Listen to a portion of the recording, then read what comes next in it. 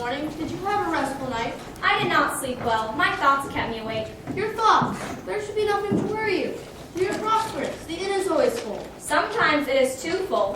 What do you mean? Last night, for example, you turned away a guest when there was an empty room. You said the inn was full. You are not thinking of that man and woman on the donkey who came here with that imprudent shepherd as a guide. I am thinking of them. But Martha, you did not expect me to put them up here. They were in rags. They had no money.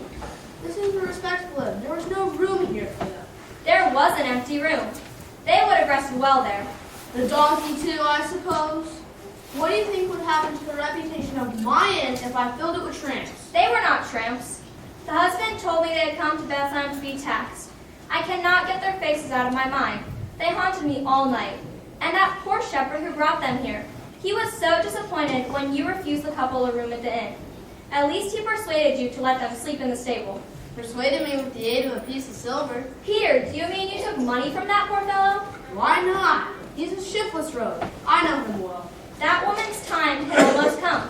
She was about to bear a child. Well, what is that to me? Why should I do anything for her? You are too sentimental. You cannot conduct a business on a sentiment. I was just thinking, is there no unselfishness in the world? I would give a great deal to meet someone who is truly generous. A man cannot afford to be generous. Wealth is power. The only language men listen to is the language of money. The stable is too near your inn, Linwood. The brain of that confounded donkey awoke me before dawn. I shall attend to him at once. He's the property of some worthless idlers as soon as sleeping my stable last night. Idiot that I was. I shall send them off at once. Let me attend to the people in the stable. Why not go back to bed? The morning is still young. No, it is just as well that I rose early this morning. These are busy days for lawyers, you know, with so many people complaining of hard times. They withhold payment of taxes until the last moment. So Herod has his eyes on each of them. Not the smallest will escape. There's a man who lives just down the road, a shepherd. I will go out there after a while and make a thorough search. I do not believe that that will be necessary. I believe that rascal of a shepherd is still in my stable. You may serve your papers or put him under arrest at any moment. The shepherd is not here. How do you know? I've just come from the stable. Never mind. We will ferret him out, and when we find him, we'll go hard with him. We will teach these scoundrels that they cannot withhold payment of taxes. One of Herod's soldiers is here at the inn. I will ask him to search the stable. You won't find him in the stable. He might as well spare himself the trouble of looking. What has he done that they should persecute him? He's not yet paid his tax. His wife said he had saved money, but you know liars keep wrong. She told the truth. He did have the money. He did have it. How do you know? Where is it now? In your pocket, Father. In my pocket? You mean that he... Yes, I mean that he gave everything he had to shelter an old man and a weary woman. How do you know this? You must have seen him. I have seen him. Where is he? I'm not tell. But Miriam, think of the embarrassing situation you put me in. My reputation is at stake. Think how embarrassing it would be to become involved in such a situation. It is not the question of saving a paltry piece of silver. It is a question of saving your soul. Returning the silver to him now will not be enough. You will have to admit before the lawyer and the soldier that the responsibility is yours. I tell you, Martha, I did not know what I was doing when I took the silver piece. He tells me he told you it was all he had. The lawyer reports that there is a vagabond here who is evading his payment of taxes. He was in my stable last night, but I understand that he has left. Perhaps he had word of your presence and how he could find safe quarters. Good. The man can't get very far. I shall overtake him without much difficulty. I have a fast horse. My heart is not in this business anyhow. You do not like to make arrests? Oh, it is not that. Arrest is what these miserable scoundrels deserve. But I am a soldier. War is my business, not the hunting down of petty tax evaders. Well, I better get on the trail of that one shepherd.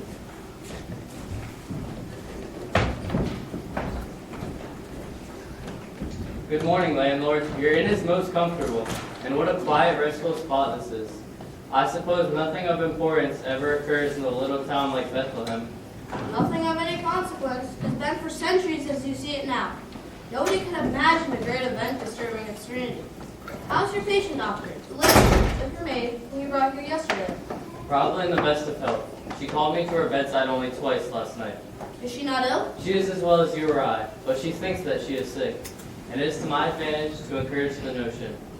She insists on traveling for her health, and that gives me an opportunity to see the world. Her greatest enjoyment is being ill, or thinking she is. I thought she must have great wealth. I noticed the magnificent horse on which she rode. Doctor, my mistress wanted to know if it would be alright for her to come out here and get some air. I will go to her immediately. You see, she will hardly breathe without consulting me. Will you see that she has a bowl of warm milk? Certainly. I shall even attend to it myself.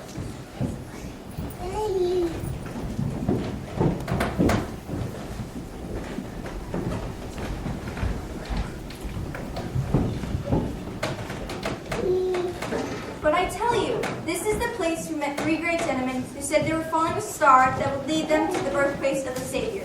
They carried gorgeous presents, and they said he who brought the finest gift would be the first to see the king. And we hurried home and found some documents. See, I am going to give this pot of honey. And I have a silver coin. I have brought this box of ointment. Who are these friends of yours? I do not know who they are. I only know that they were tired and hungry and that the woman looked sick unto death. Listen, the music seems to come from the stable. The same voices we heard above our fields as we watched our sheep. Come with us. We shall take our gifts to the child. I have no gift to take. What is the meaning of this? Be gone. Back to your fields.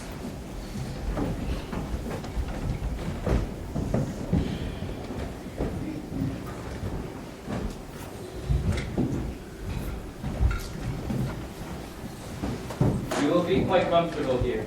My head aches so I can hardly see. I am not certain that we can set out today. I would advise that we travel several leagues today. I shudder at the thought of riding that horse of mine. But that donkey I saw outside the stable last night. He is short enough. I think it would not affect my head if I rode him. Do you suppose you could buy him for me? I have no doubt that it can be arranged. Leave it to me. I shall take care of everything. That donkey's a sturdy little animal, young and strong. Doctor, I think I shall lie down again. It might be wise to rest until we are ready to leave. Let us know as soon as you have bought the donkey.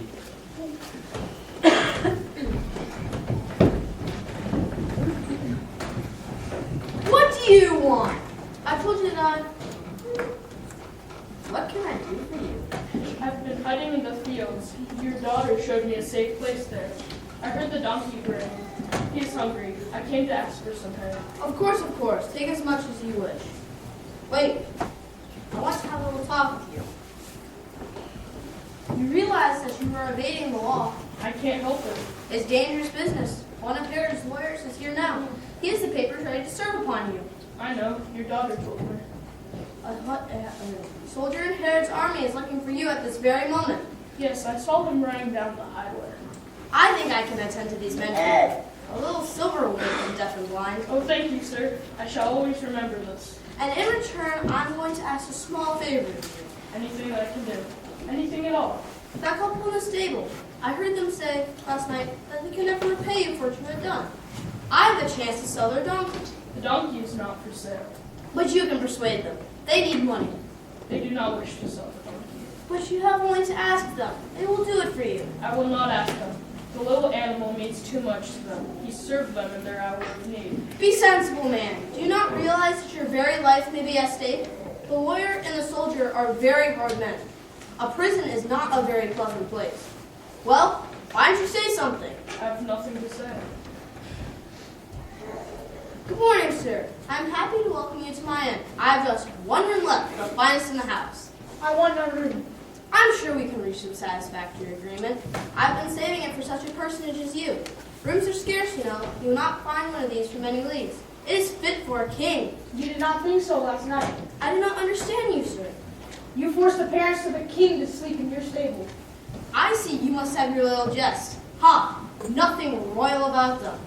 There was a physician here. Did you take him out to the stable to relieve a poor woman's misery? One of Herod's soldiers was here at the inn. Did you call upon him to keep a watchful eye over the meager possessions of this humble couple? A rich woman occupied one of your rooms. Did you ask of her to give up her wealth to relieve the poverty of these unfortunates? It is not my policy to select alms from my guests. I shall not have them annoyed by beggars like these. Beggars, do you still not understand that you missed the opportunity to entertain in your best room the King of Kings? The King of Kings mean that... That is what I said. I can't believe this. Here in this place, That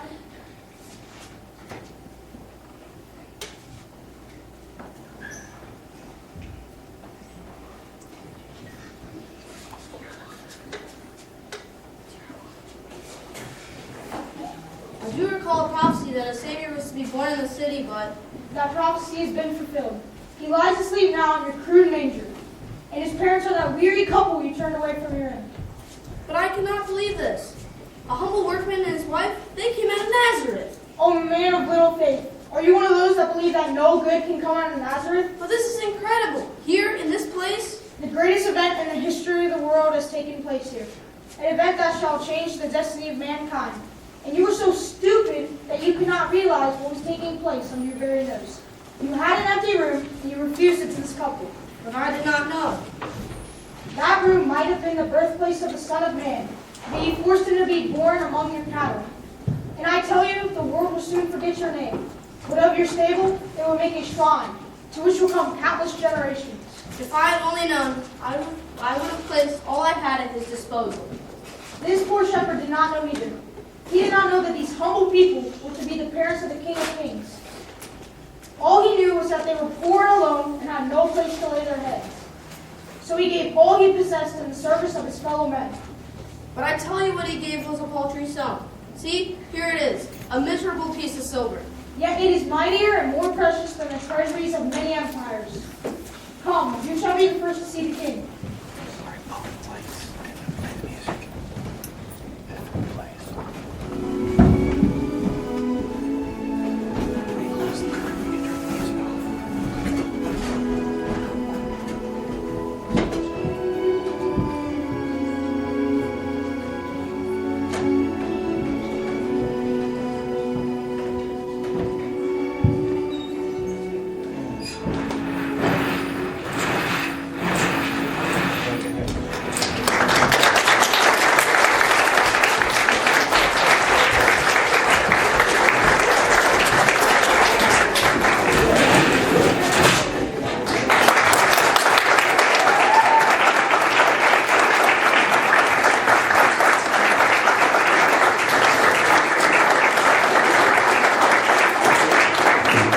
Thank you to this year's 7th and 8th grade play. Job well done, folks. So, take a bow here, another round of applause for that.